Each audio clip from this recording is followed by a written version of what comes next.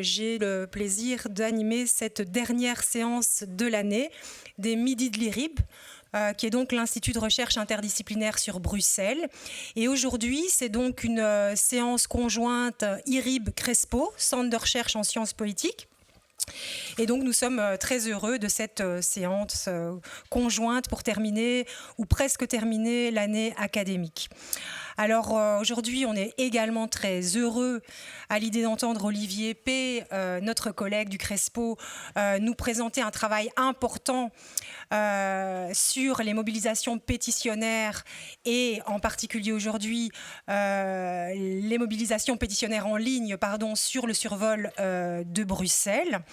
C'est une recherche qui a été publiée il y a un an ou deux. Un an, ouais. Dans la revue Participation, et c'est une recherche collective, et donc il est donc un des co-auteurs de cet article. C'est une recherche qui va nous présenter probablement brièvement, qui est une recherche dont on entend parler depuis des années, et donc ses collègues du Crespo sont particulièrement heureux à l'idée de l'entendre la présenter aujourd'hui. Je pense qu'on pourrait d'ailleurs, si elle est publiée il y a un an, peut-être faire circuler le texte à ceux qui le souhaitent. Alors, il sera discuté par Frédéric Dobrusques, qui est pas encore sur la scène pour pouvoir voir la présentation d'Olivier, qui est géographe, qui est chercheur à l'IGEAT, qui est spécialiste de la géographie des transports, qu'un certain nombre d'entre vous connaissent bien ici, Frédéric. C'est lui qui va introduire la discussion, et je pense que c'est particulièrement pertinent puisque la recherche d'Olivier et de ses collègues et l'article de Participation prend appui sur une recherche réalisée, une des rares recherches réalisées sur le même thème précédemment par Frédéric et publiée en 2008. Voilà, alors je pense que ça se passe toujours un petit peu de la même manière. Olivier va avoir 30 à 40 minutes pour présenter son travail. Oui. Et puis la discussion sera lancée par Frédéric Dobrusques avant que la salle puisse intervenir et dialoguer avec les deux intervenants. Et puis voilà, on doit finir à 14h. Voilà, merci beaucoup Olivier. Je crois que je n'ai pas dit que tu étais professeur en sciences politiques ici, mais je pense que là aussi tout le monde le sait, et que tes recherches précisément ont porté souvent sur la participation politique, sur la fabrique de l'action publique, et peut-être on pourrait ajouter également que tu es aussi un citoyen engagé sur les questions environnementales, d'où peut-être cette conjonction de plusieurs casquettes dans la recherche présente. Merci beaucoup à tous les deux. Merci, chère Florence, et je me réjouis de pouvoir faire cette intervention dans ce cadre-ci de l'Institut de recherche interdisciplinaire sur Bruxelles, parce que ça me permet de renouer avec un institut dans le cadre de laquelle j'avais eu l'occasion de faire une série de recherches, dont notamment une recherche à laquelle tu étais associé sur ce qui était alors un nouvel outil d'action publique dans le domaine de l'aménagement du territoire, les schémas directeurs. C'était une recherche de 2007, 2008, 2009, qui était financée par Innoviris. Et puis je me réjouis aussi dans ce cas-ci parce que en 2016, l'IRIB avait organisé un grand colloque sur l'état des recherches de Saint-Louis concernant Bruxelles, et j'avais évoqué le début de la recherche collective dont maintenant je vais évoquer un produit, donc ça a évidemment du sens. Merci à Margot, Loredana et Thérèse pour la bonne organisation du séminaire, et merci beaucoup à Frédéric Dobrusques d'ores et déjà d'avoir accepté d'être discutant, parce que comme vous allez vous en rendre compte dans mon exposé, il n'a pas été pour rien, et ses travaux n'ont pas été pour rien dans la recherche dont je vais vous parler. Merci aussi évidemment à chacun et à chacune d'être présente et ou de nous retrouver ex post grâce à la vidéo de cette séance. Donc, de quoi va-t-il être question? Comme tu l'as dit, Florence, en fait, d'une recherche qui a donné lieu à un article dans la revue française Participation. qui a été publié seulement en 2021 pour cause de Covid, mais qui était déjà prêt un an plus tôt, donc ce qui veut dire qu'effectivement, on peut dire que c'était stabilisé le produit de cette recherche il y a de cela 2 ans. Et effectivement, on est à juste un an après la publication, ce qui veut dire que désormais l'embargo est levé et que la publication est en libre accès sur DIAL. DIAL, c'est l'acronyme du dépôt institutionnel de l'Académie Louvain, à laquelle Saint-Louis est relié. Mais si jamais, par facilité, il y en a qui souhaitent obtenir le PDF du texte via l'IRIB, je peux évidemment transmettre ce PDF à Margot ou Loredana. Mais en tout cas, sinon, sur DIAL, vous pouvez désormais le retrouver. Et comme vous le voyez, effectivement, c'est un article qu'on a signé à 5, avec en particulier le premier auteur, Jean-Gabriel Contamin, mon collègue professeur de sciences politiques à l'Université de Lille, auquel on doit beaucoup pour cette recherche. Je vais y venir dans un instant. Donc, cette recherche-ci a fait l'objet d'un article publié en fait dans un dossier spécial que j'ai coédité avec Jean-Gabriel Contamin, avec aussi Raphaël Kiss, mon collègue de l'Université de Luxembourg, et Jean-Benoît Pilet, mon collègue de l'Université libre de Bruxelles, sur le pétitionnement en ligne. Il y avait d'autres articles dans ce dossier thématique qui sont issus de la recherche collective dont je vais vous parler dans un instant. D'autres sont des articles que l'on a suscités grâce au fait d'avoir été faire des interventions dans des conférences ou des colloques. Voilà pour le plan de l'exposé, donc 4 temps qui seront pas équivalents les uns aux autres. Donc ici, je vais vous dessiner d'abord le contexte général de la recherche, parce que vous allez voir que ça va influencer en particulier le matériau sur lequel cette recherche s'est basée. Ensuite, je serai plus systématique sur les données de la recherche, la problématique, les hypothèses de recherche, les méthodes de recherche, et puis on sera dans le nerf du sujet avec les résultats de la recherche, et puis 2-3 questions ou pistes de recherche supplémentaires auxquelles cette recherche peut donner lieu. Donc, le contexte général, c'est un projet ou un programme de recherche qui est à la fois interuniversitaire, collectif, pluridisciplinaire et belgo-français, donc international de ce point de vue-là. Et après avoir tenté d'obtenir un financement FNRS, mais ça n'a pas marché ici, on a inscrit notre projet dans un appel à projet de l'Agence nationale de la recherche en France, l'ANR, et là, ça a fonctionné, et donc on a eu un financement pour mener cela à bien entre 2015 et 2019. Et dans ce cadre-là, on a pu engager des chercheurs, soit en sociologie politique au laboratoire dirigé par Jean-Gabriel Contamin à l'Université de Lille, Thomas Soupiran, Thomas Léonard, qui sont co-auteurs de l'article dont je vous parle aujourd'hui. On a pu également engager une politologue de l'ULB pour la fin de la recherche, Camille Kelbel, également co-autrice de l'article dont je vous parle. Et par ailleurs, on a également pu engager des personnes dans un laboratoire de linguistique, analyse de discours, à l'Université de Créteil. C'est intéressant de parler de l'origine du projet et donc d'en revenir à la figure de Jean-Gabriel Contamin, puisque c'est lui qui est à l'initiative de nous avoir réunis pour faire cette équipe-là et déposer ce projet-là. Lui, il a fait sa thèse défendue en 2001, précisément sur les pétitions, mais à ce moment-là, le pétitionnement en ligne n'était pas encore présent, et donc nécessairement, il parlait des pétitions papier. Et dans une perspective donc, qui était uniquement des pétitions à l'échelle de la France et des pétitions papier, mais dans une perspective historique de long terme, où il pouvait aller rechercher des pétitions qui dataient de 250 ans, par exemple.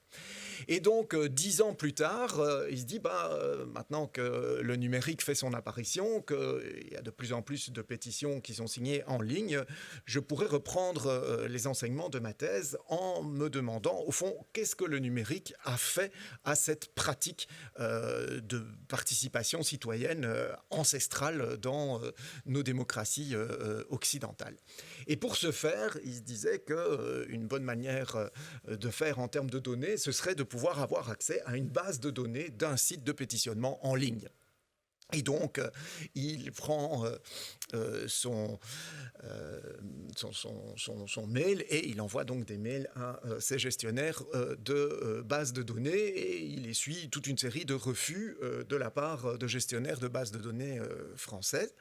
Et par contre, il a une acceptation de la part donc, de Didier Meulemans, qui est le gestionnaire du site lapétition.be, qui à ce moment-là est le site de pétitionnement en ligne leader en Belgique francophone, mais aussi pour partie très bien placé en France, puisque 40% des pétitions sont d'origine française, qui sont sur le site lapétition.be. Et donc à ce moment-là, c'est vraiment un site leader. Vous voyez qu'après, il va entrer en sommeil et puis finalement, il va être retiré de la toile en 2019. Et Didier Meulemans, pour la petite histoire, dit très très bien, donc moi je veux bien donner la base de données, mais je souhaite qu'il y ait un partenaire universitaire belge francophone dans l'équipe. Et donc c'est comme cela que je suis arrivé à être mis en contact avec Jean-Gabriel Contama.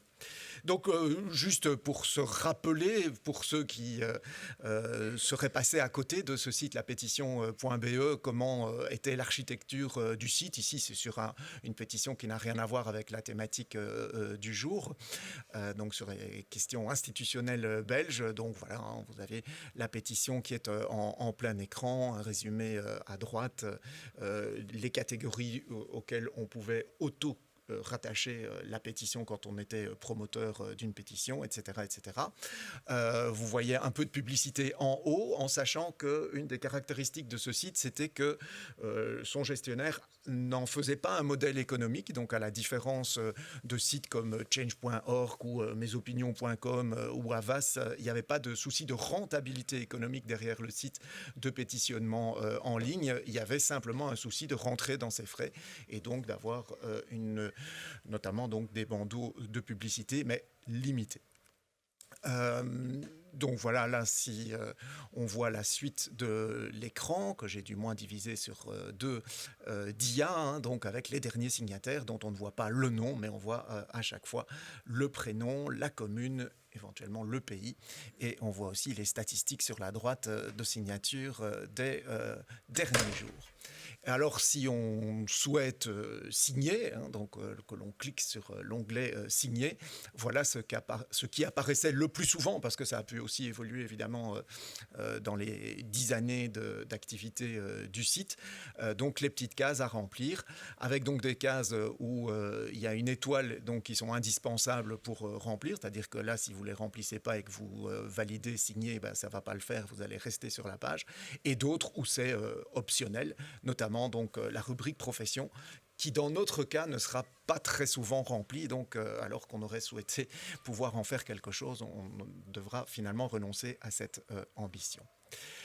Donc, je le dis, accès à la base de données, comment ça va se faire pratiquement? Eh bien, il va y avoir donc une exportation de la base, évidemment, à un jour J, donc chez nous, le 12 février 2015. Donc, la base, très concrètement, elle a commencé à être alimentée le 31 octobre 2006. Hein, donc, on a quasiment 10 ans là de données dans cette base, donc qui va être exporté sous forme de 5 fichiers qui n'ont pas tous la même importance. Le premier, c'est les 9 lignes, parce qu'il y a 9 catégories par rapport auxquelles les promoteurs pouvaient donc auto-rattacher chacune de leurs pétitions, la catégorie politique, la catégorie culture, la catégorie humour, etc.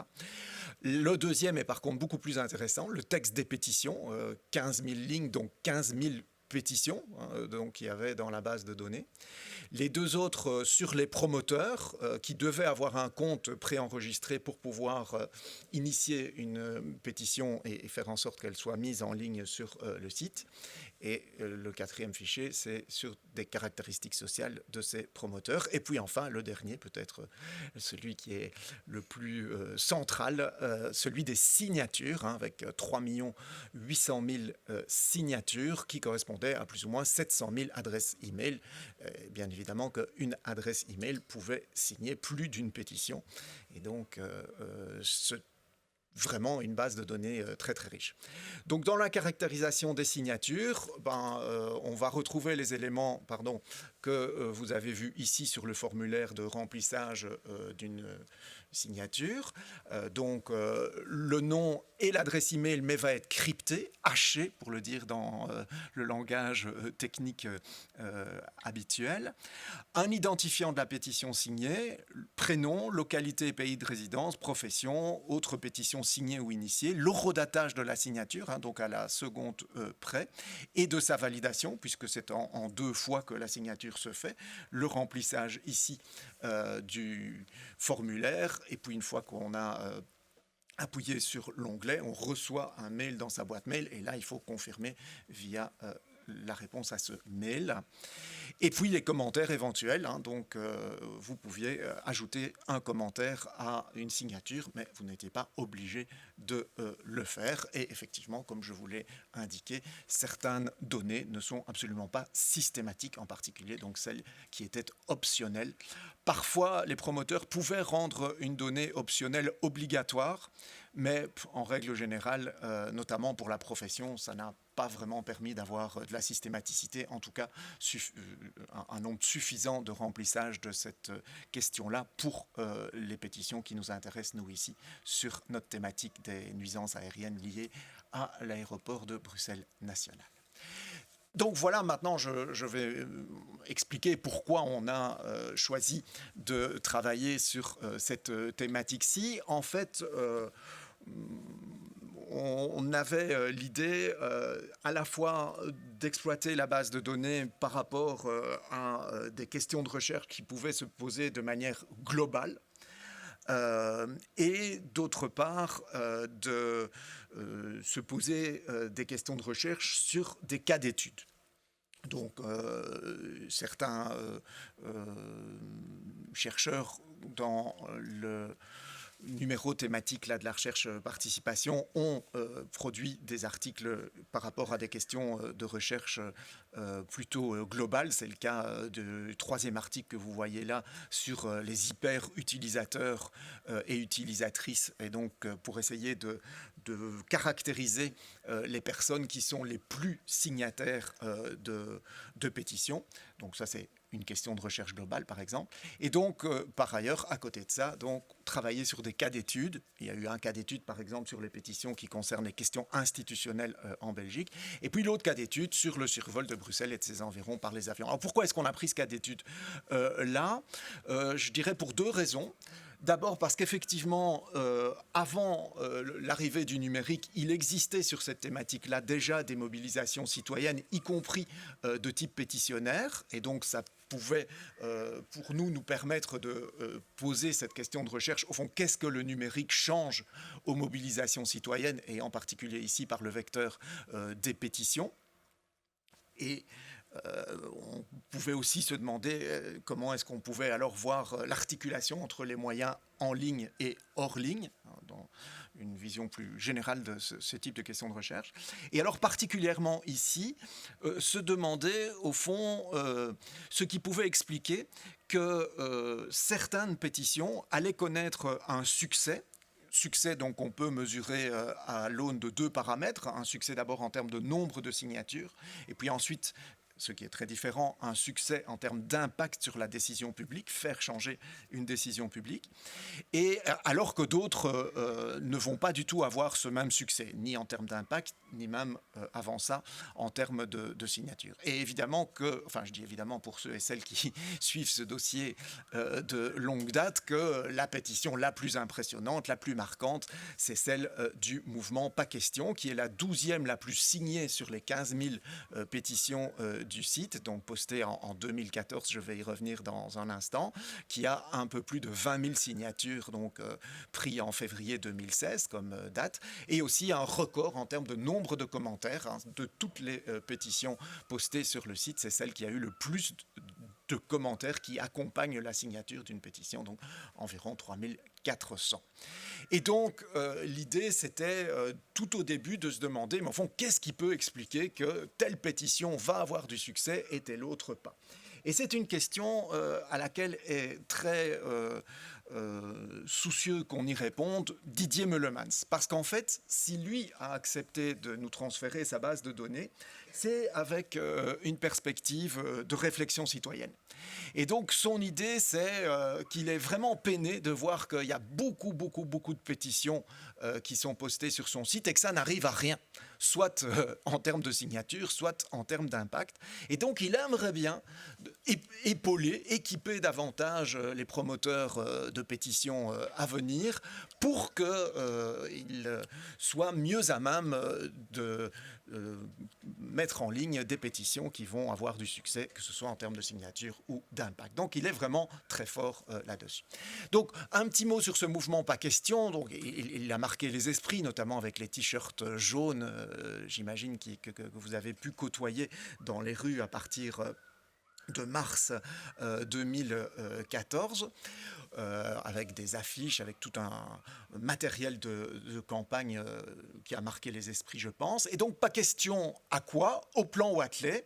Et donc, qu'est-ce qu'était le plan Watley qui entre en vigueur pour sa dernière phase, en tout cas le 6 février 2014? Il s'agissait donc d'un plan dû aux membres du gouvernement fédéral d'Irupo responsable de la mobilité, donc Monsieur Watley Junior, qui modifiait donc les routes aériennes, qui étaient donc une compétence fédérale, empruntées par les avions décollant, surtout atterrissant aussi à l'aéroport national de Zaventem. Initiatives qui doivent s'entendre compte tenu des arrêtés qui pouvaient être pris en termes de limitation du bruit et qui, eux, sont du ressort régional et en particulier un arrêté bruit dit Gauzoin de 1999 en ce qui concerne la région de Bruxelles-Capitale. Alors là, je fais un premier emprunt de carte à Frédéric de Brusquès et à son équipe, donc ici un rapport IGAT de 2014, et à ce stade-ci, simplement pour mettre l'accent sur le principal changement qui va motiver la mise sur pied du mouvement Pas Question. Donc uniquement sur les vols de jour ici, alors qu'il y a aussi une modification des vols de nuit due à cette dernière phase du plan Watley. Et donc avant l'application et après l'application du plan Watley, donc 6 février 2014. Donc vous voyez qu'avant, il y a ici ce virage gauche court qui met les avions qui décollent de l'aéroport de Brussels Airport davantage donc sur les communes qui sont situées au nord-est de Bruxelles et surtout ici en Flandre comme Kreinem, comme Wezenbeek, etc. Et donc si on voit le changement, on va voir que il y a là un virage qui va être davantage élargi, virage large à gauche, et qui va reporter l'essentiel de ces nuisances dues au décollage des avions sur des communes qui sont plus à l'intérieur du périmètre de la région de Bruxelles-Capitale. Donc vous voyez ici Etterbeek, une autre partie de Woluwe et Saint-Pierre, et puis surtout Oderghem, Watermael, Boisfort, dont on verra que ce sont les communes qui vont être les plus porteuses par rapport à ce mouvement Pas Question. La pétition en question du mouvement Pas Question s'appelle « Pour une solution durable au survol de Bruxelles contre le plan de dispersion » et se termine tout en bas, je l'ai entouré, par la demande d'une suspension, ce qu'on appellera aussi un moratoire du nouveau plan Watley. Et le mouvement Pas Question, avec d'autres associations et des communes bruxelloises, va déposer un recours en cessation auprès du tribunal et va obtenir gain de cause par un jugement du tribunal de première instance de Bruxelles le 31 juillet 2014, donc, qui acte que les nouvelles routes tracées par le plan Watley produisent des effets qui sont en infraction avec l'arrêté bruit Gauzoin dont je parlais tout à l'heure et ordonne à l'État belge de cesser d'utiliser ces routes, pour le dire rapidement, sous peine d'astreinte. Alors, l'originalité ne tient pas tant dans le fait que le mouvement ici obtient un arrêt en justice qui est favorable à ses revendications. Plus d'un mouvement de mobilisation citoyenne dans ce dossier va obtenir un tel arrêt de justice, mais l'originalité tient dans le fait que les autorités politiques vont suivre, pour une fois, cet arrêt. Vous voyez que c'est toujours à l'échelle du gouvernement fédéral que ça se passe, mais celui-ci a changé et on est là désormais dans le contexte du gouvernement Michel, avec une autre majorité, le seul émer du côté francophone.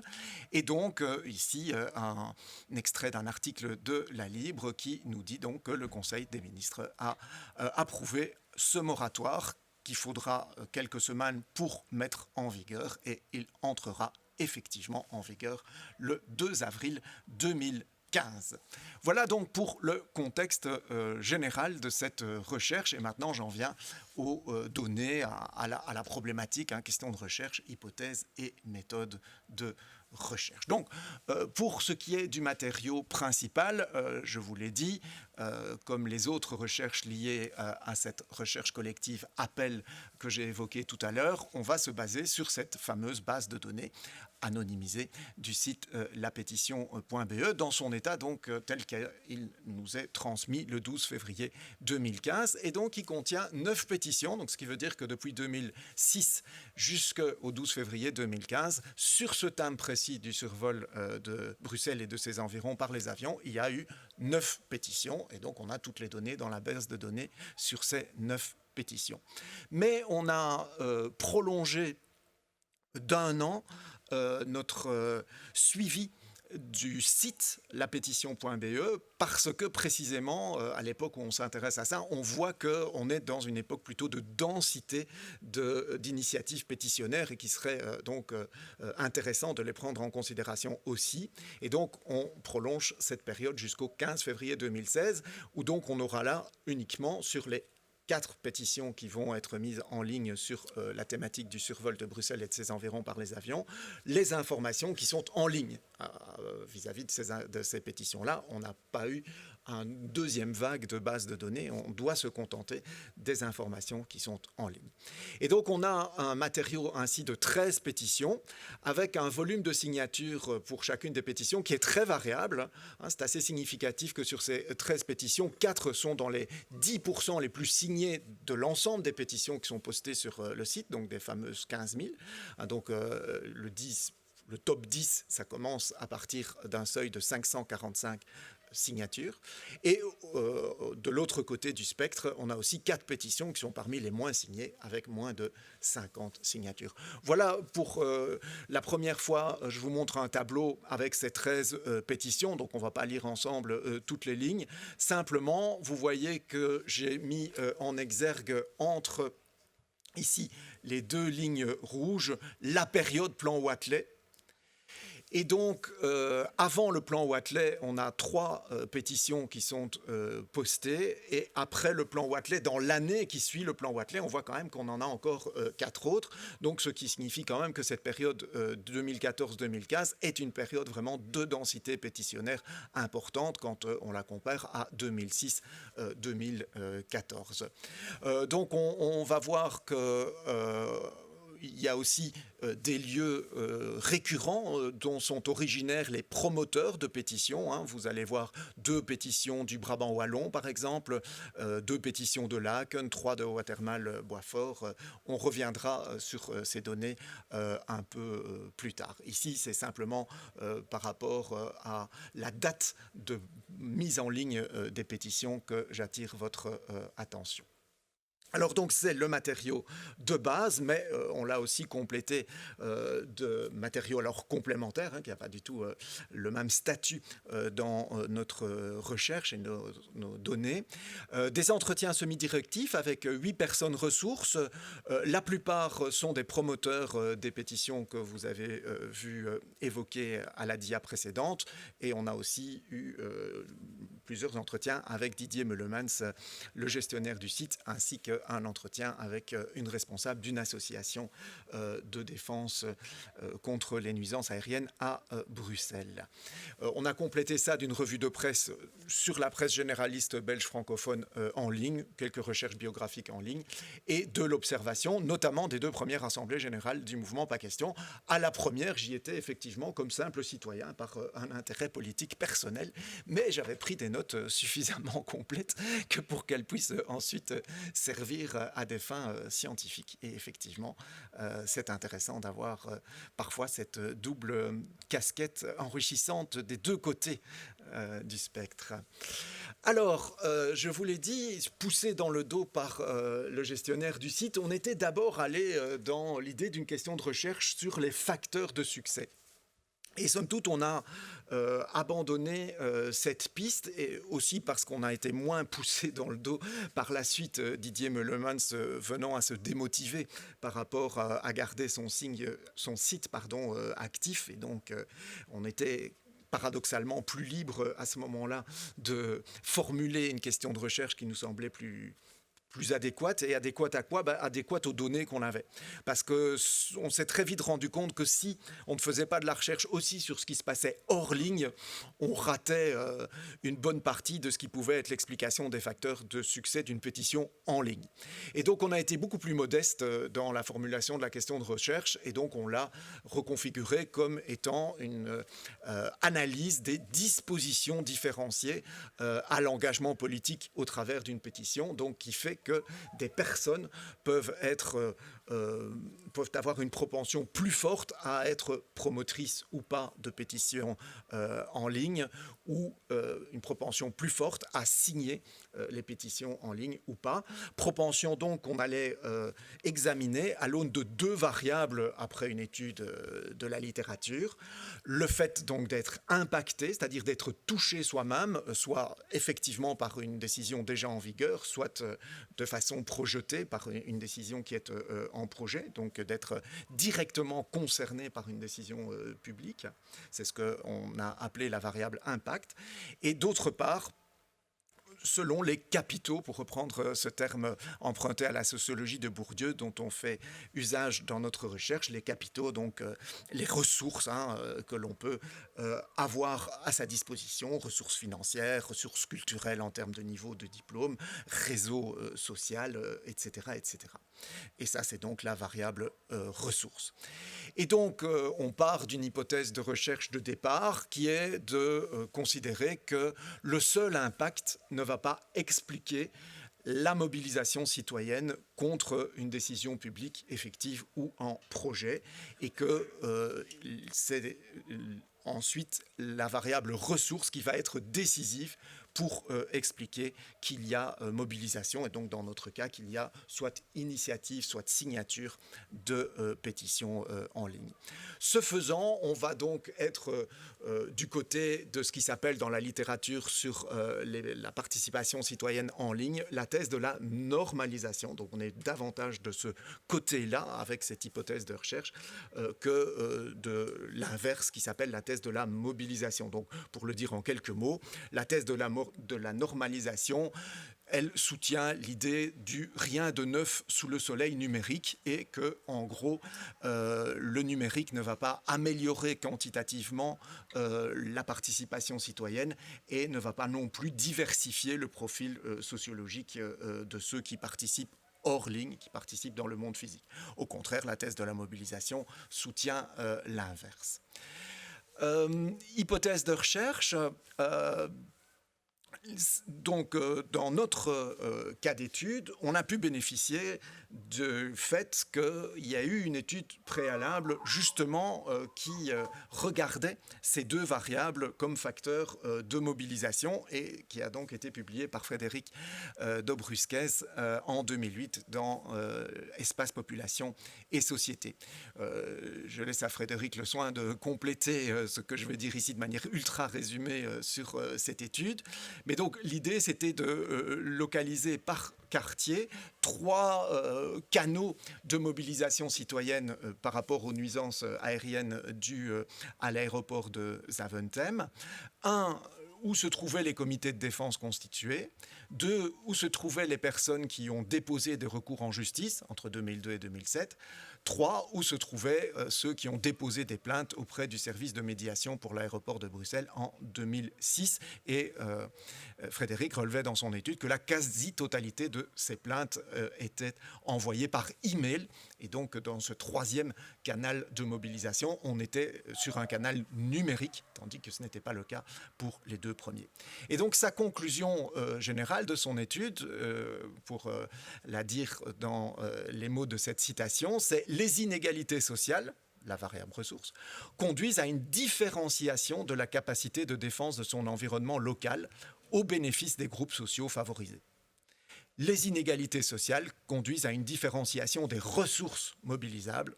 La meilleure capacité d'organisation et de défense des populations aisées leur garantit potentiellement une réduction des nuisances au détriment de quartiers populaires demeurant passifs. Donc ça, véritablement, c'est ce qui va nous servir d'hypothèse de recherche, avec l'idée qu'on va retrouver ça aussi en étudiant les 13 pétitions en ligne que je vous ai évoquées tout à l'heure. Alors la méthode de recherche, elle va être finalement limitée à un indicateur central qui est la localisation par commune, et même plus précisément par code postal, ce qui à Bruxelles a juste un effet de différenciation en ce qui concerne Bruxelles-Ville, puisque, vous le savez sans doute, 3 communes qui historiquement étaient indépendantes et qui ont rejoint Bruxelles-Ville par la suite ont gardé un code postal spécifique, distinct des autres localités de Bruxelles-Ville, hein, donc Laken, Neder, Overenbeek et Aachen. Mais donc, ce qui veut donc dire que là, on va être obligé de travailler à un niveau collectif assez massif, alors qu'on avait l'ambition dans notre étude au départ d'essayer de travailler à une échelle individuelle, notamment avec le commentaire, la case profession du formulaire. Mais donc, comme je l'ai dit tout à l'heure, on a dû renoncer à cette ambition. Et donc, fatalement, là, il y a à être très attentif à ne pas tomber donc, dans l'erreur écologique, c'est-à-dire à penser que des caractéristiques qui sont établies à une échelle collective d'une localité, d'une commune, vaudraient à une échelle individuelle. Hein. Donc, on peut parler de communes riches. Ce n'est pas pour autant que tous les habitants d'une commune dite riche sont eux-mêmes riches et vice-versa. Et pareil pour une commune impactée, il peut se faire qu'il y ait des habitants qui soient impactés à un moment parce qu'ils vivent dans telle partie de la commune, alors qu'ils ne vont pas être impactés à un autre moment et qu'au contraire, ce sont des personnes qui habitent à une autre partie de la commune qui vont l'être. Et par ailleurs aussi, on en discutait tout à l'heure avant l'exposé, une personne pourrait se sentir ou pas d'ailleurs insatisfaite en étant exposée exactement au même niveau sonore tel qu'on pourrait l'établir objectivement. Donc voilà, tout ça, ce sont des éléments qu'on doit avoir à l'esprit comme étant autant de limites par rapport à l'indicateur dont nous disposons dans notre base de données, qui est donc ces communes ou ces codes postaux. Par ailleurs, pour les promoteurs, mais uniquement pour les promoteurs, on a pu avoir des informations plus précises grâce aux entretiens semi-directifs dont je vous ai parlé tout à l'heure. Résultat de la recherche. Alors, je reprends ici le tableau des pétitions, donc pour qu'on l'ait bien à l'esprit, nos 13 pétitions et donc au milieu, là, entre 4 et 9, vraiment le moment central de l'entrée en vigueur du plan Watley. Donc, on reprend une petite phrase de la fin de l'article de Frédéric paru en 2008, hein, donc, qui nous disait « Tous les espaces concernés par les nuisances aériennes ne génèrent pas une contestation, et c'est en particulier vrai concernant les quartiers populaires et denses du centre de Bruxelles, donc ce qui, dans nos mots, voulait dire donc que la variable ressource se greffe à la variable impact pour expliquer la mobilisation pétitionnaire ou au contraire la non-mobilisation pétitionnaire. Et donc ici, par exemple, pour les quartiers le long de la route du Canal, seulement 2 pétitions ont été initiées et ont été peu signées. C'est les 2 que vous voyez en numéro 2 et en numéro 3, celle de 2008, celle de 2010. 2012, à chaque fois lié à un changement de route aérienne qui densifie la route du canal. Et donc cette route du canal, donc, c'est celle qui est ici, que vous voyez donc ici passer au centre là, entre le haut de Bruxelles-Ville et ici le bas de la région, donc côté Anderlecht et Forêt. Donc ici, on est dans de nouveau des cartes qui viennent de l'IGA, donc avant l'application du plan Watley en termes donc de vol de nuit. Donc je ne vous avais pas encore évoqué cet aspect de la question précédemment. Et donc, vous voyez que ici, après l'application, on a une légère densification de cette route du canal. Donc ici, avant, ici, après, on voit que c'est plus foncé. On ne va pas en dire davantage. Ceci, je vous l'ai déjà proposé comme dia. Donc ça, c'est pour ce qui concerne les vols de jour, cette fois-ci. Donc avec une densification qui va donc surtout se faire ici, dans le côté est de Bruxelles. Donc avec cette fameuse route qui élargit le virage à gauche. Donc vous voyez ici qui était concentré vers le haut, tandis qu'ici, on rentre davantage dans la région de Bruxelles-Capitale. Et donc, on va croiser cet impact en termes de nuisances aériennes tel qu'on peut l'établir ici via les cartes que je vous ai montrées, avec donc des indicateurs de richesse ou de pauvreté des communes qui sont impactées. Donc ici, une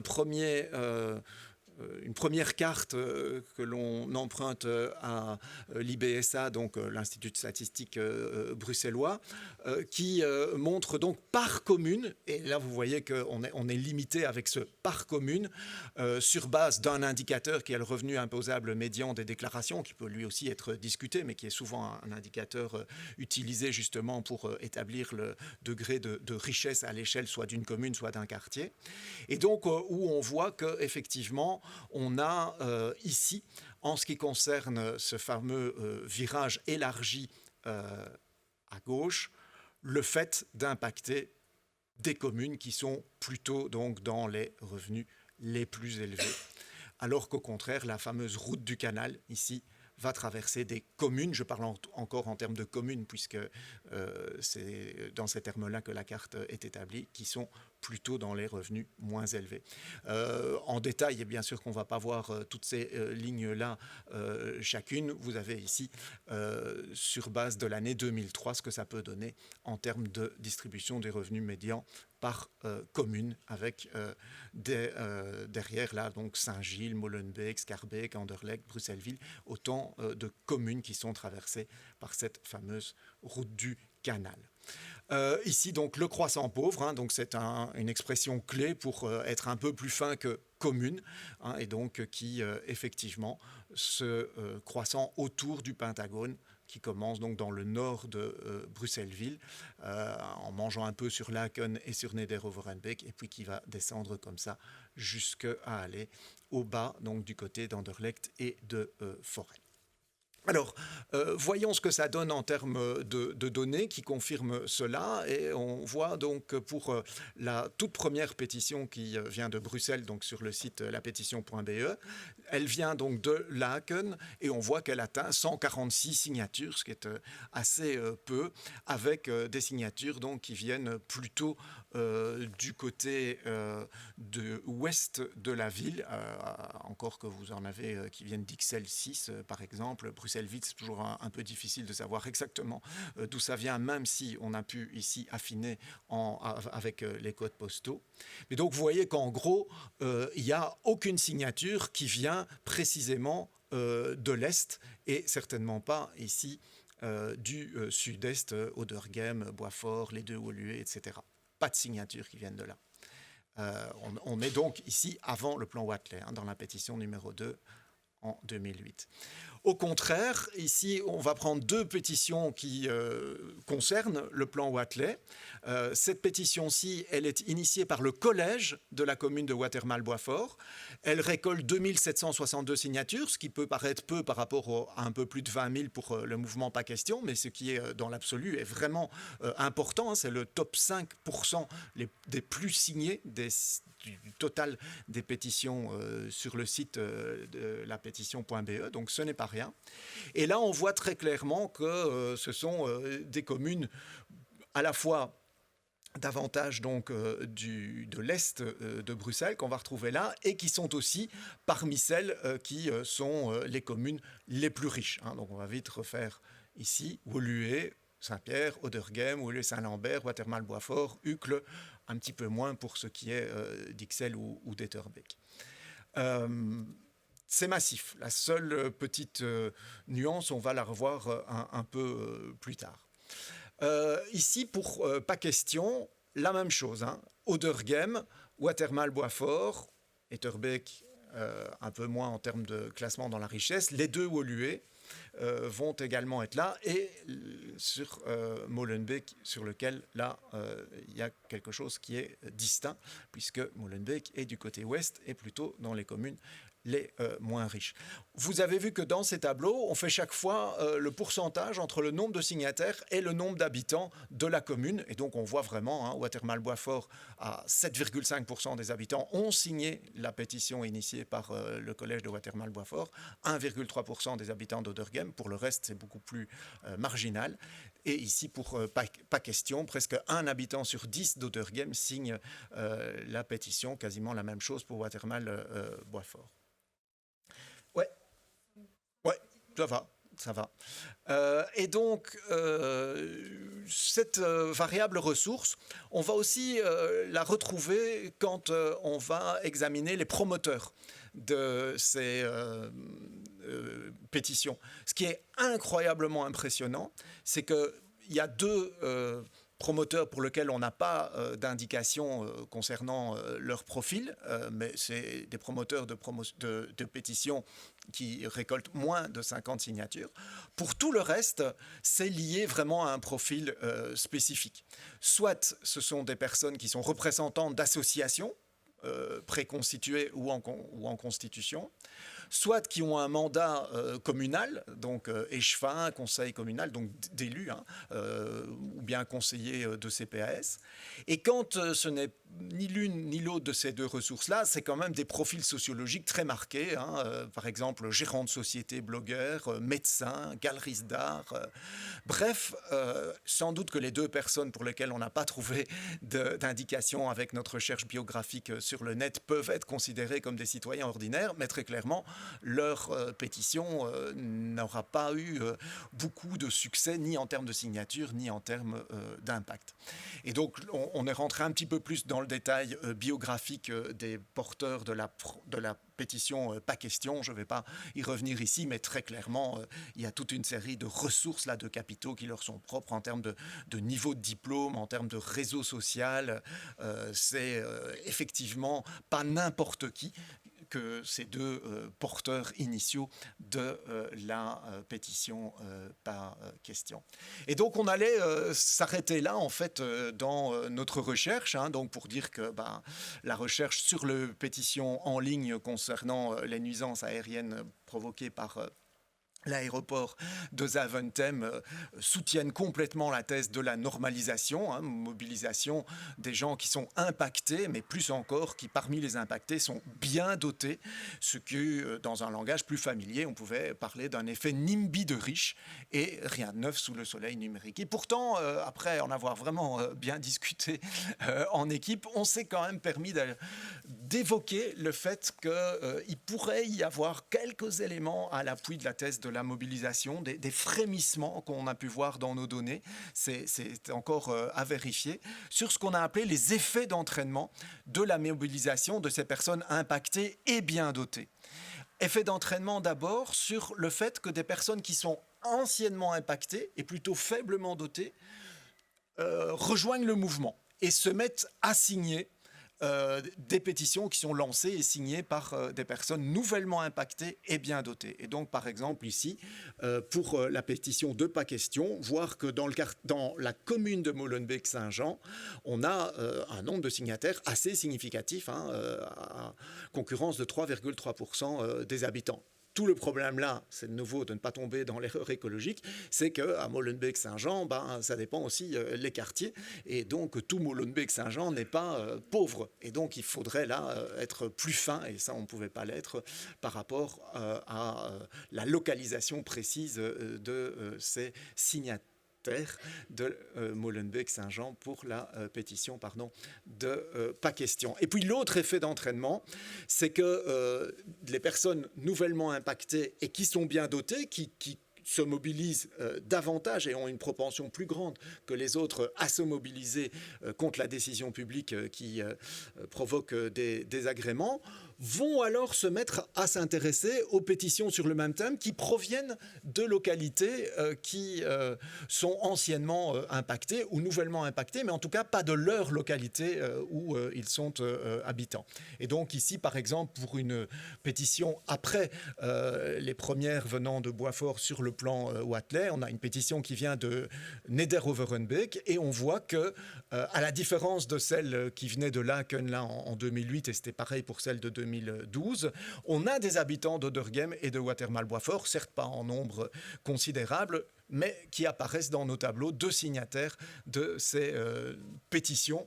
Alors, Neder-Overenbeek, on ne peut pas dire que c'est un quartier qui est faiblement doté. Il y a un petit orteil qui est dans le croissant pauvre, mais l'essentiel est plutôt dans un quartier qui est à revenu médian élevé. Voilà, et donc ça voudrait dire que quand même il pourrait y avoir des effets d'entraînement alors plus généraux du fait que effectivement on peut constater qu'il y a bien une propension qui est liée non pas simplement au fait d'être impacté mais aussi d'être bien doté dans les mobilisations citoyennes, en tout cas ici en ce qui concerne les pétitionnements en ligne. Et puis voilà, 2 dernières dias, très vite. Donc l'idée ici, c'est d'approfondir 2 aspects de la recherche, justement sur les effets de politisation plus générale qui est liée au fait d'être touché, d'être impacté par une décision publique, donc ce qu'on a appelé le concernement passif, le fait simplement qu'à un moment donné, on a une décision publique qui va engendrer des effets de désagrément pour une personne et qui va, à ce moment-là, selon ce greffage variable ressource sur la variable impact, provoquer donc une mobilisation de la personne qui peut être une mobilisation sur le thème NIMBY, c'est-à-dire juste pas de ça chez moi, mais pas nécessairement. Et donc on a préféré parler de concernement actif. Et donc on peut voir, en étudiant un petit peu les commentaires, qu'il y a des montées en généralité dans le discours.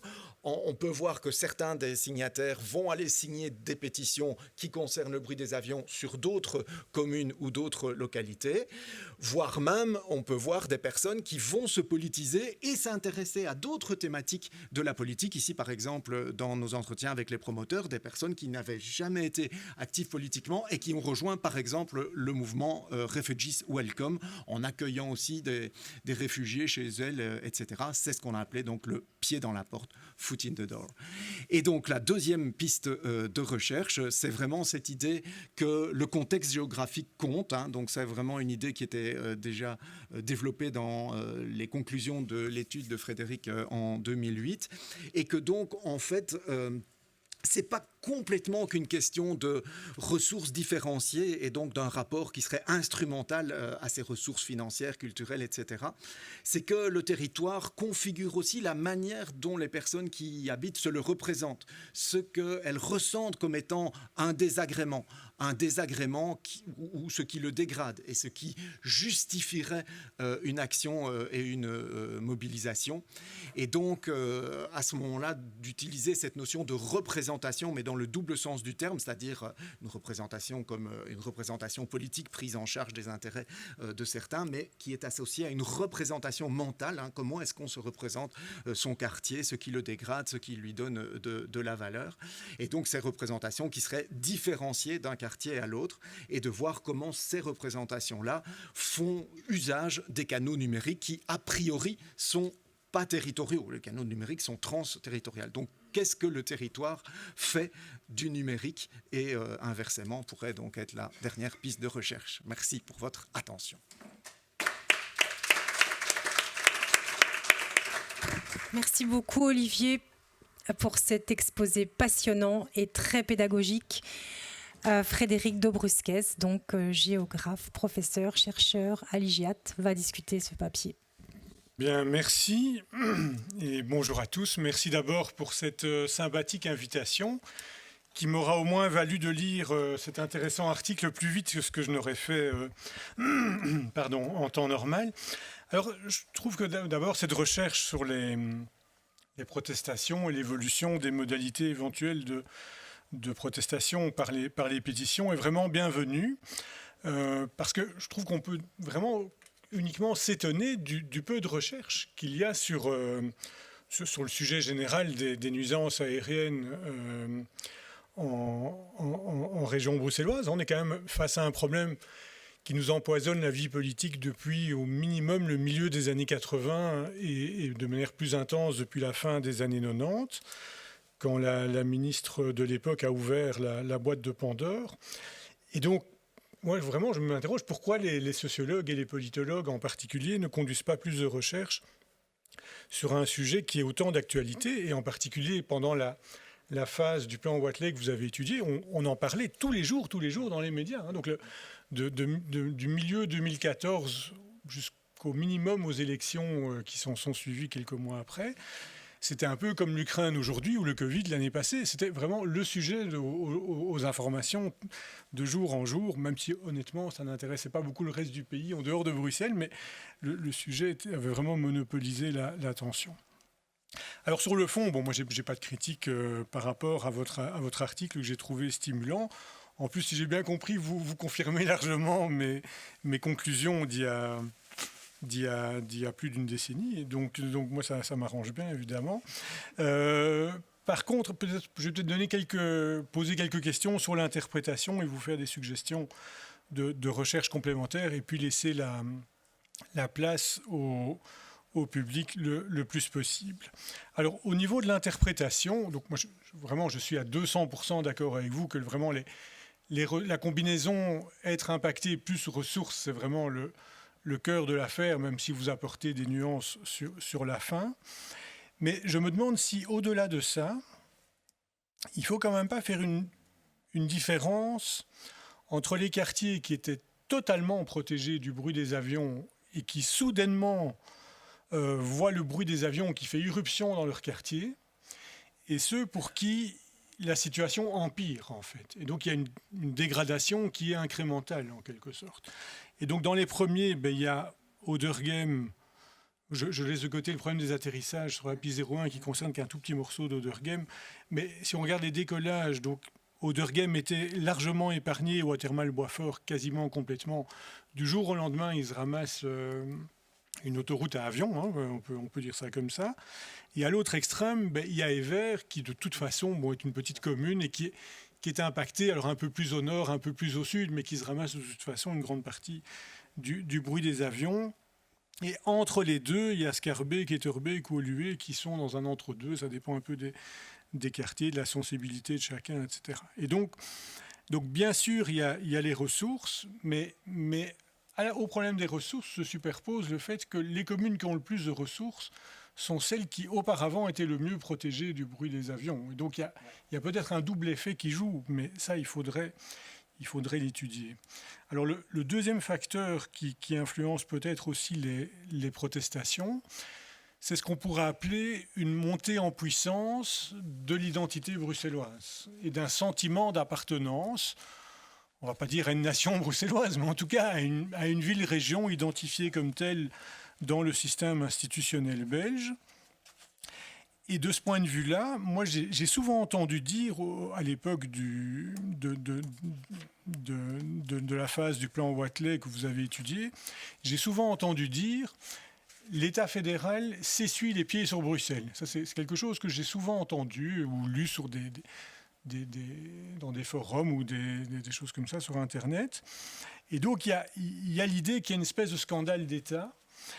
Et ce d'autant plus qu'aux citoyens qui ont écrit au secrétaire d'État Melchior Watley Junior pour se plaindre, celui-ci a répondu, je cite, qu'il a mis en œuvre, donc je commence la citation, une répartition des vols qui privilégie les zones non peuplées, canal, qui entre nous est plus que peuplé, ring, zoning industriel, autoroute, forêt, etc. Fin de la citation.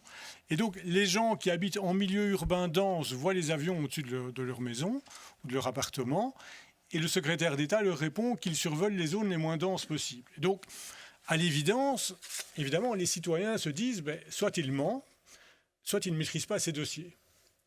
Ou les deux, je ne sais pas. Mais donc voilà, ça, je pense que ça, dans l'esprit des gens, ça accrédite la thèse du scandale.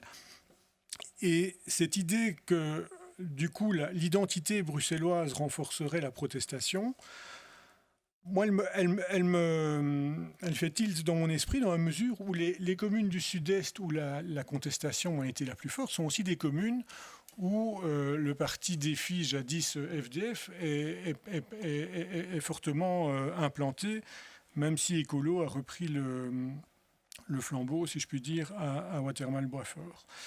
Donc voilà, donc là il y a peut-être sans doute des choses à creuser. Et puis une troisième variable qui pourrait s'ajouter à tout ça, c'est le fait de savoir si vous ne protestez pas plus quand vous êtes propriétaire plutôt que locataire. Et je n'ai pas en tête la géographie locataire-propriétaire, mais je ne serais pas étonné qu'on soit plus propriétaire dans les quartiers à haut revenu et plus locataire dans les autres quartiers. Et peut-être que quand on est locataire, on s'investit moins dans la défense de son quartier parce qu'on est susceptible de déménager, qu'on n'est pas là pour toujours. Donc voilà, donc ça fait 3 pistes d'interprétation complémentaires. Et donc, du coup, en termes de suggestions de recherche complémentaires, alors pour vous, des mémorants, des mémorantes, des doctorants, des doctorantes, il y a déjà la possibilité de valider ou pas ces 3 éléments. Mais qui, à mon avis, est un gros travail, parce qu'il faut notamment aller retrouver des pétitionnaires. Donc, il faudrait lancer sur Internet un appel aux pétitionnaires dont vous n'avez que le code postal, si j'ai bien compris, pour essayer de les retrouver et puis avoir avec eux des entretiens de type qualitatif qui sont évidemment lourds à organiser, mais même si vous en retrouvez 20, 30, 40, 50, je pense que ça pourrait être extrêmement intéressant simplement de comprendre par la discussion ce qui a motivé les gens à signer. Alors, une deuxième piste de recherche complémentaire, si on regarde le mouvement Pas Question, donc il a émergé dans le sud-est de Bruxelles, vous l'avez bien dit, il n'y a aucun doute là-dessus. Mais si on regarde son argumentation, le mouvement a œuvré pour une double dimension. C'est à la fois la suppression de la nouvelle route Watley que vous avez bien montré sur les cartes qu'on a produites à l'ULB, mais aussi la suppression de la surutilisation de la route du canal qui vaut aussi le jour. D'ailleurs, vous ne l'avez pas dit, mais on ne le voit pas sur les cartes qui sont là, qui ont un problème méthodologique. C'est pour ça qu'il y a d'ailleurs d'autres cartes qui sont dans votre article, mais que vous n'avez pas montré. Mais donc, là, 2 jours, la phase du plan Watley en question conduit à surutiliser ou à utiliser plus qu'auparavant la route du canal. Et donc, Pas Question va militer contre ces 2 routes conjointement. Et donc, ça pose une question. Est-ce que c'était une stratégie politique de Pas Question en quelque sorte de rendre le problème plus régional pour ne pas apparaître trop NIMBY et trop est-sud-est de la région et vraiment en faire un problème régional et donc d'intérêt général? Ou est-ce qu'il y a une communauté de destin dans les inégalités ou dans les nuisances environnementales subies qui ont pu se constituer au-delà des inégalités sociales, peut-être bien pour la première fois dans l'histoire sociale et environnementale de Bruxelles. Donc là, je trouve qu'il y a vraiment quelque chose à creuser. Et alors, le 3e et dernier élément, et je m'arrêterai là, qui pour moi est un véritable mystère, c'est pourquoi est-ce qu'il n'y a pas plus de protestations depuis la zone du canal, qui est quand même une zone en gentrification significative. Donc que font pour le dire de manière caricaturale, que font les bobos qui habitent rue d'Ansart et ailleurs? Pourquoi est-ce qu'ils se mobilisent pas plus? Il et elle, d'ailleurs, se mobilisent pas plus face au bruit des avions. Pour moi, c'est un mystère jusqu'à aujourd'hui. Et j'aimerais bien avoir une réponse à ces éléments. Voilà, je vous remercie. Merci. Merci beaucoup pour toutes ces pistes intéressantes et ces questions auxquelles peut-être, Olivier, voudrait réagir immédiatement avant de prendre des questions de la salle. Ouais, Très vite, Merci beaucoup. Pour dire qu'en fait, nous avions une phase 2 de récolte des données qui aurait dû être un questionnaire en ligne auquel aurait invité à participer le gestionnaire du site lapétition.be toutes les personnes qui avaient signé des pétitions relatives aux nuisances aériennes et que malheureusement, entre-temps, M. Meuleman s'est démotivé par rapport à son site et donc on n'a pas pu le placer sur le site et donc il nous a manqué cela.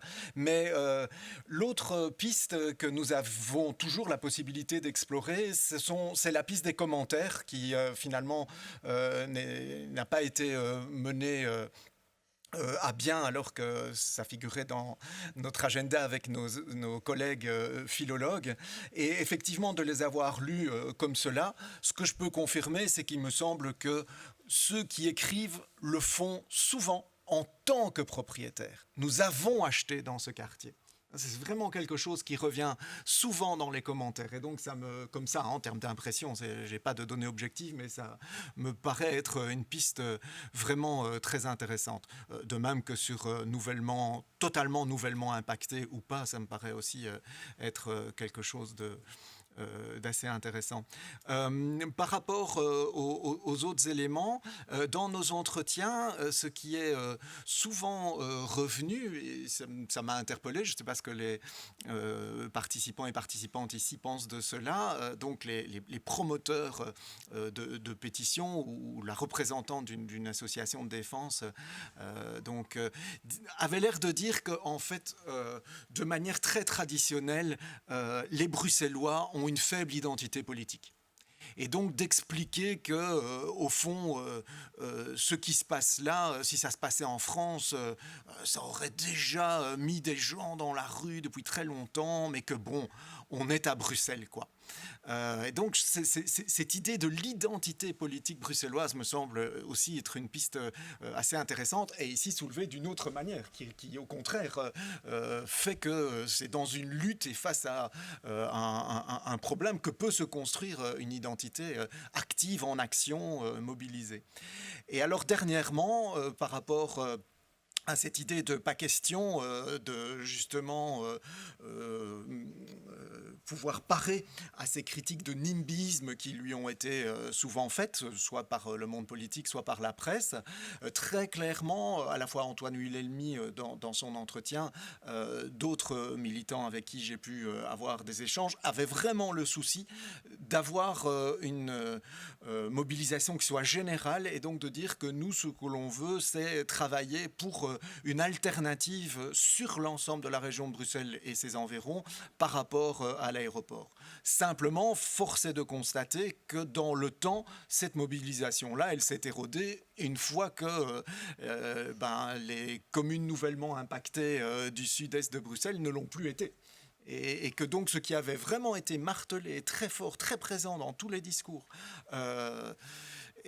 comme étant vraiment vouloir être une force motrice à l'échelle de l'ensemble de la région Bruxelles-Capitale et pas simplement de défendre les intérêts des quartiers riches du Sud-Est, était présent donc dans le discours, mais dans la mobilisation, somme toute, ça s'est érodé au fil du temps. Merci. Merci beaucoup. La parole est à Lassalle, sans plus tarder. Monsieur, allez-y. Oui. Oui. Ce qui serait intéressant comme piste de recherche pour l'avenir aussi, enfin autre piste de recherche, le mouvement Pas Question, qui regroupe toujours à peu près les mêmes acteurs et des fédérations de comités, se mobilise depuis 2-3 ans sur une autre thématique qui serait intéressant d'étudier, vous avez évoqué au départ le schéma directeur européen, mais les nouvelles manières d'agir et d'urbaniser la ville, c'est maintenant via les PAT. Et donc, je pense que c'est le même mouvement qui est devenu actuellement bas les PAT. Et donc, là aussi, il serait intéressant de creuser un peu plus qu'est-ce qu'il y a derrière ce mouvement bas les PAT et la mobilisation citoyenne. En tout cas, juste un mot, Antoine Huilelmi s'est reconverti dans la mobilisation contre Drôme, le projet qui est à l'hippodrome de Boisfort, par exemple. Aussi, ouais. C'est vraiment devenu son objet de lutte après Pas Question, quoi. Bonjour, David Aubin, politologue à l'UC Louvain, mais aussi militant contre les avions au nord de Bruxelles. Je vais essayer de rester politologue ici. Pour moi, l'histoire a commencé en mai 2014. J'étais en train de repeindre mes fenêtres et je me suis dit, qu'est-ce qui se passe ici ? C'était un week-end, évidemment. Et puis, j'ai attendu l'entrée en vigueur du moratoire et puis rien n'a changé. Puis ensuite, on m'a dit, toujours le même, que de toute façon, le plan Watley, ce n'était que le virage à gauche, large. C'est pas ça l'important ici. C'est que du coup, j'ai fort suivi, pas question. De fait, les avions s'en occupent quand on en souffre, hein, sinon on préfère vivre autrement sa vie. Et il y a quand même un entrepreneuriat politique extraordinaire de la part de Wilhelmy, alors qui va impacter aussi le nord de Bruxelles par des relais assez puissants. Notamment Zoubida Gelab, on a vu qui est actuellement, je pense, échevine à la ville de Bruxelles, qui était le relais qui distribuait les affiches. Parce que derrière, pas question, il y a les manifestations, il y a les affiches, il y a une mobilisation et le site web, qui est, à ma connaissance, le premier site web extrêmement documenté d'un mouvement social spontané. Donc ça, c'était aussi une nouveauté. Et tous ces relais font que les gens avaient tout de suite de l'information et pouvaient donc être rapatriés vers la pétition. Donc la mobilisation, ce n'est pas seulement la question des ressources des gens qui signent, mais c'est aussi le fait que de la capacité à aller les chercher. Et on voit ici, ce qui est intéressant dans ce tableau, si vous regardez JET, évidemment j'y suis sensible, on a la 3e pétition en nombre, ici, qui émane du collège communal. Pourquoi ? Parce que la pétition a été mentionnée sous forme d'article dans la Gazette de la commune, qui, du coup, là aussi, crée un effet par la communication de ramener les gens vers la pétition. Donc on a aussi ici un phénomène de communication, de capacité à faire connaître une pétition, ce qui est certainement la grande souffrance de celle de M. Duquesnoy, qui a recueilli une seule signature, en plus de la sienne, probablement. Donc ici, c'est ça. Et ce que je voudrais souligner aussi à travers ma première intervention, c'est que Pas Question était véritablement un mouvement qui voulait agir à l'échelle de Bruxelles.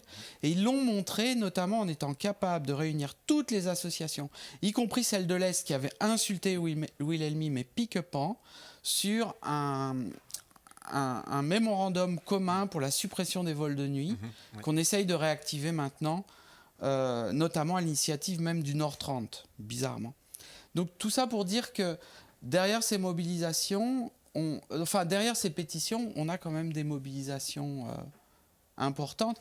Mais je serais aussi curieux de savoir quelle est la ventilation de la pétition du collège de JET, pour voir si on n'a que les habitants de la commune ou si là aussi d'autres communes réagissent à travers ce canal. Merci beaucoup, en tout cas, pour le travail et la présentation. Merci. D'autres questions ? Oui, Vincent Carton.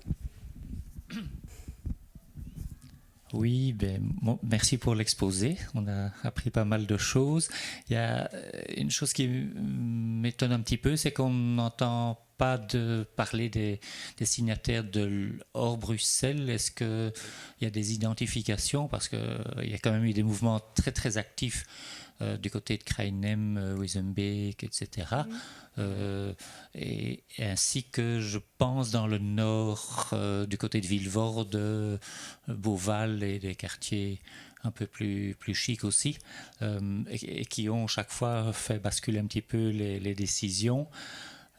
Et alors l'autre question concerne le médiateur de l'aéroport. Je pense qu'il faut peut-être pas trop personnaliser, mais je pense qu'il y a eu des déplacements de route liés aussi à des domiciliations du médiateur et des choses comme ça. Donc ce serait peut-être... voilà. Et alors, concernant le canal, je me souviens, moi j'habite sur le canal, contrairement à ce qu'on croit, et il y a des gens qui habitent sur l'eau. Il y a eu une très forte mobilisation de Pas Question en 2014, où toutes les rives du canal étaient entourées de flambeaux, et je pense que ça a suscité, suite un peu dans le même esprit que l'orateur précédent, ça a suscité des signatures, parce que ça a fait prendre conscience de l'existence l'existence du mouvement Pas Question, qui, bien qu'il paraisse dans la presse, n'était peut-être pas connu de toute cette population. Et donc, il y avait une grande foule le long du canal. Je viens d'envoyer à Frédéric et à Florence la photo de cette manifestation. Je n'ai pas le mail d'Olivier, mais c'était assez impressionnant. Et donc, je pense que ça a joué dans un apport de signature de cette partie-là de Bruxelles, puisque effectivement, il est important de dire que Pas Question jouait sur les deux routes et n'était pas un mouvement NIMBY. Et pas seulement online. Donc, peut-être encore une intervention. Merci, oui, ce sera une contribution qui sera plus de l'ordre du témoignage aussi, parce que voilà, il y a un making-of de l'affaire. C'est vrai que traditionnellement, ou avant cette mobilisation, les quartiers les moins denses du Rand étaient aussi les mieux protégés. C'est la raison pour laquelle les avions impactent Bruxelles. Et c'est le travail, l'étude de Frédéric qui a permis de montrer que c'était les zones les plus denses qui étaient les plus survolées.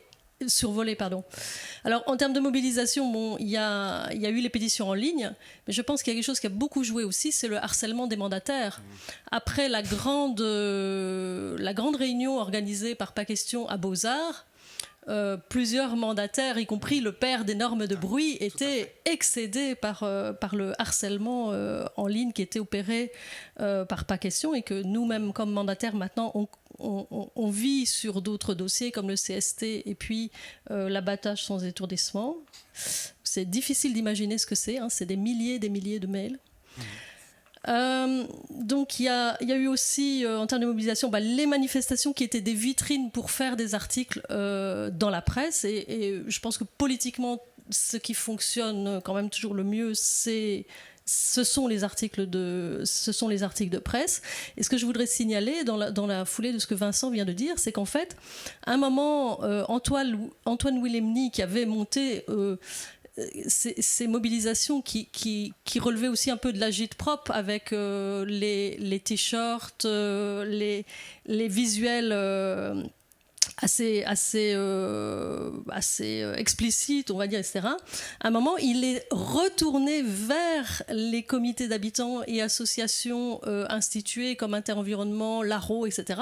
Et c'est nous qui lui avons dit il faut montrer vous êtes bien gentil, mais il faut montrer une solidarité avec les habitants des quartiers populaires qui sont aussi les plus denses, et avec les gens qui habitent sur la route du canal. Et peut-être qu'on a pensé à le faire aussi parce qu'on était concernés tout simplement et qu'on se sentait tous impuissants par rapport à ça. Et alors, autre aspect, je pense que ce serait intéressant de mettre en relation aussi avec les études du CRISP qui montrent comment l'évolution de la représentation politique évolue à Bruxelles, avec des mandataires qui viennent plus qu'avant des quartiers populaires et d'autres milieux socio-professionnels. Et alors, je vois maintenant mes collègues au Parlement d'un peu plus près. En fait, peu s'intéressent aux questions environnementales. Au contraire, même pour certains, ils sont productivistes et pro-voiture, par exemple, et hostiles au péage urbain, et très imperméables à la question du lien entre inégalité sociale et inégalité environnementale, tout simplement parce que je pense qu'ils sont traditionnellement beaucoup plus sur la brèche des questions d'urgence sociale, donc d'emploi, de qualité du logement, de lutte contre les discriminations. Isabelle, je vais... Oui. Alors, parce que sinon on n'a pas beaucoup de temps de réagir. Je termine. Beaucoup. Je voudrais juste dire, dernier mot, que les communes jouent un rôle, et on le voit bien ici, elles font pression sur la région qui fait pression sur le fédéral aussi. Merci. Ok, très bien. Merci pour vos interventions. Toutes ne nécessitaient pas nécessairement une réaction de ma part. Pour la pétition de Jet, malheureusement, elle est hors base de données, donc on n'a pas pu faire le travail qu'on a pu faire, par exemple, sur la pétition de Neder Overenbeek, pour vérifier s'il pouvait y avoir des personnes de Watermal-Boisfort ou de ou d'Oderghem qui signe, clairement, elle a eu un rayonnement surtout local pour les raisons, je pense, que tu as expliquées. Nous, on a eu un entretien avec Claire Van de Vivereux, et donc, qui était donc à ce moment-là l'échevine responsable au collège. Donc, voilà, les données ne nous permettent pas d'aller plus loin, et ce serait intéressant parce que, pour le coup, effectivement, 965, c'est très significatif comme nombre de signatures. Par rapport à la question de Vincent, donc Nordrand, Ostrand, voire ailleurs comme source de signature des pétitions qu'on a là. Donc d'une part, dire que ce site, lapétition.be, accueille essentiellement des pétitions francophones, même si il peut y avoir des traductions et il pourrait même y avoir des pétitions dans une autre langue, mais de fait, donc ce qui veut dire qu'on n'a rien vu arriver du Nordrand. Par rapport à l'Ostrand, on a pu de manière proportionnelle voir de façon significative les gens de l'Ostrand signer la pétition ici numéro 10 de l'association qui se créait avec cette pétition qui s'appelle Fair Airways et qui est en fait une pétition qui est initiée peu avant l'entrée en vigueur du moratoire le 2 avril 2015, donc pour, somme toute, protester contre le fait qu'on va revenir à la situation d'avant le plan Watley. Enfin, en ce qui concerne Pas question, effectivement, là, on a mis en carte les origines de l'ensemble des signataires. Et ce qu'on peut voir, c'est qu'il y a eu un peu de signataires dans le Nordrand, un peu dans l'Ostrand, mais surtout dans le Brabant wallon. Et en particulier, donc, tout ce qui est du côté de Lannes, Ohain, la Hulpe, etc., d'où venaient déjà des mobilisations contre le bruit des avions, et notamment ici 2 pétitions originaires de la Hulpe et d'Ohain. Alors en ce qui concerne le mode de campagne, donc réellement un des capitaux que possédait Antoine Wilhelmy, c'est le fait d'être quelqu'un qui avait des compétences techniques, et notamment il avait été à la tête de start-up spécialisées dans la publicité par mailing, et donc ne fût-ce que ça, il savait comment faire et comment y faire, et donc effectivement le bombardement de mail qui est devenu ensuite une technique plus utilisée par certaines organisations. Il a quand même été assez pionnier là-dedans avec des techniques ancestrales comme aller réveiller le ministre avec des bruits de casserole à 5 heures du matin pour lui montrer ce que ça donnait que d'avoir du bruit sous ses fenêtres. Quoi ? Ah voilà, bruit de réacteur d'avion, voilà. Ah, ça c'est pas ancestral. Alors effectivement, on n'est pas dans le charivari classique. Effectivement, merci pour la précision. Voilà, merci à vous. Merci, oui, j'allais vous rendre la parole pour terminer. Et juste très rapidement sur le dernier point soulevé par Isabelle, qui est la question des inégalités sociales face aux nuisances environnementales. Je pense que le dossier ici est vraiment emblématique parce que quand on fait l'historique du dossier, et en particulier pour toutes les négociations qui ont précédé la mise en place du plan Watley, donc il se fait que j'ai les PV des réunions intercabinets. Ce n'est pas des documents publics, mais c'est des documents qui circulent. On voit bien quand on lit ces PV que le Parti socialiste, qui est représenté comme tout autre parti de la majorité de l'époque, ne fait rien pour essayer de s'opposer au fait que les avions vont se déverser sur la route du canal en nombre bien plus important. Et il y a même un moment, il y a un email je sais plus si c'est un email ou un courrier du négociateur qui représente le PS, qui demande qu'on accélère la mise en œuvre du plan. Et donc c'est à se demander s'ils ont négocié autre chose en compensation ou s'ils n'ont rien compris au dossier. Mais c'est quand même surprenant comme attitude. Et alors, cette incapacité à intégrer le sort des classes sociales défavorisées face aux nuisances environnementales, je trouve qu'on la voit très bien. Tu as cité la question du péage urbain, on la voit très bien. Donc quand on voit la position, alors surtout du PTB en l'occurrence sur la question, vous allez voir leur site.